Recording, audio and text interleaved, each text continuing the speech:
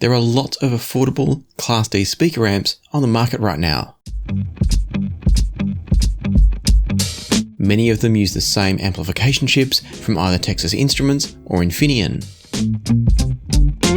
But some of them differentiate themselves by either using new amplification chips or additional features that you don't normally see. Let's take a look at two of those and see which of them might be right for you.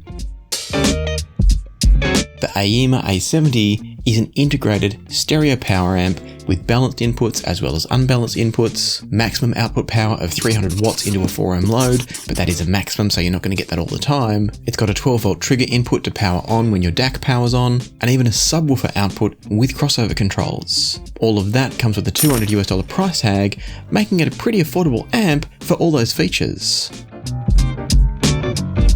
The A70 uses the TPA3255 Class D amp chip from Texas Instruments, and it also supports some op-amp rolling if you want to play with the chips on the inside of the amp that deliver the power into the actual speakers. However, due to the design, it's not going to fit the larger op-amps like your Burson Audio V7 or V6 op-amps. On the other hand, the SMSL A200 brings quite a different design with a pair of Infineon silicon carbide amplifier chips that claim 92% efficiency to reduce power consumption. It also offers DAC capabilities, which I'll explain more later, and therefore it includes inputs like Bluetooth, coaxial, optical, USB, and even HDMI ARC for use with a TV to watch videos, play games, etc. Of course, being a speaker amp, it does also have a set of RCA analog inputs, so you can feed it from a high quality DAC if you want to, and you probably will want to.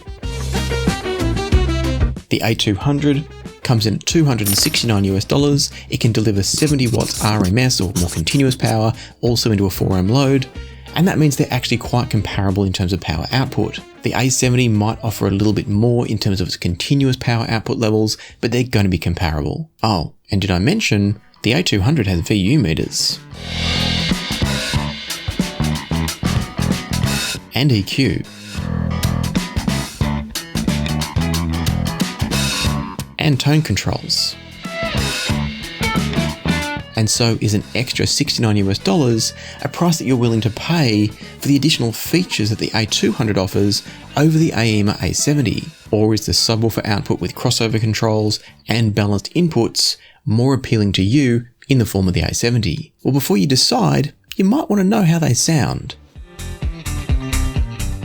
Listening to the A70 via the XLR inputs being fed from the Cord Dave DAC, and the tonality via my Harbath P3 ESR XD speakers was wonderful, very natural and enjoyable. It's a clean and crisp sound from the A70, but it's refined so it never gets harsh, strident or edgy. However, if you have speakers that tend towards the brighter side of things, like some B&W speakers or some Focal speakers, you may find the A70 to be just a little bit too crisp. This is a lovely amp for speakers that tend towards a little bit of mid-range warmth or richness, like Harbaths, some Wharfdales, some Proax even, but it could be one of those synergy things where it's a little bit too clean and crisp for some of those brighter speakers. Swapping to the A200 reveals an amp that might be better suited to those other speakers, because it offers a slightly more mid-forward and mid-rich sound. But it's also not always as clean and resolving as I'd like it to be, because it can get a little bit too thick through the mid-range for me.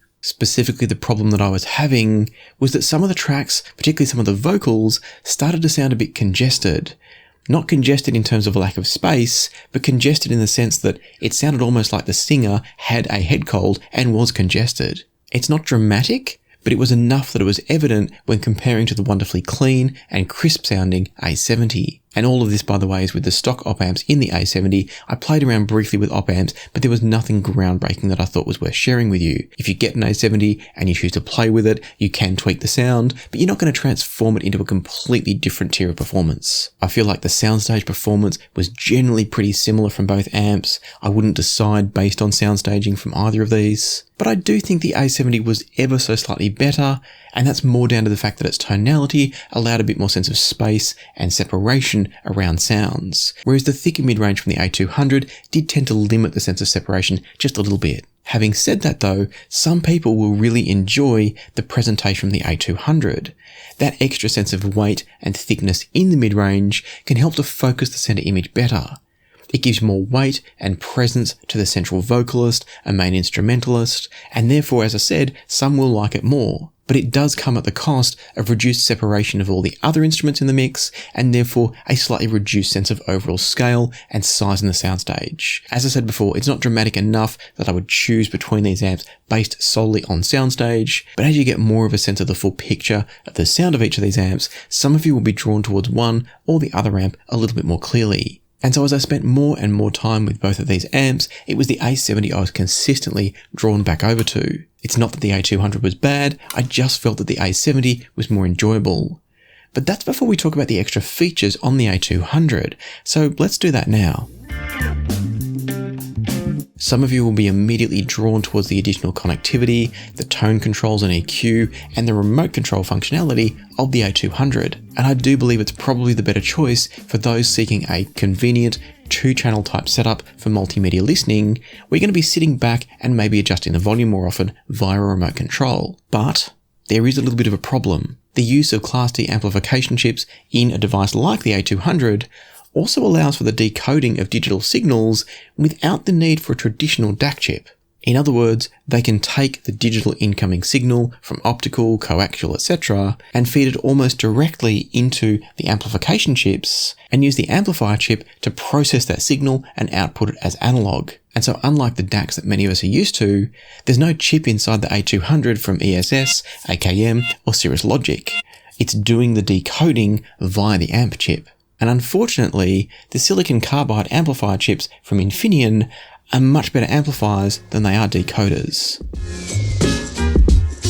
The sound from the various digital inputs on the A200 is a bit thick, it's a little bit muffled, it lacks separation, and it's quite flat sounding both in terms of dynamics and also in terms of soundstage. Swapping between the digital inputs on the A200 and the analog inputs on the A200, when those analog inputs are fed by a very cheap, basic $100 DAC, shows that the external $100 DAC does a much better job than the internal processing of the amp chips. And in fact, I wouldn't bother using the A200 as anything other than a speaker amp with tone controls. And so I'd recommend considering whether or not you really value having a remote control, EQ and tone controls enough to invest the extra in the A200, compared to having something like an SMSL D6S feeding into something like the AEMA A70, or a Fuzzy Audio ZD3 feeding into a Fuzzy Audio ZA3. Because I think you're going to get much better results with a dedicated amp and a dedicated DAC, even though you might be spending a little bit more money. If you were to go down that path, all you'd need to do is buy something like the A70, max out the volume, leave it maxed, and then use the remote control for the DAC to control the volume. It may not be quite as pretty as having it all in one box with VU meters, but you're going to end up with clearly superior sound going down the path of using an external DAC. So let me know in the comments, how important to you are the additional features and the connectivity of a product like the A200?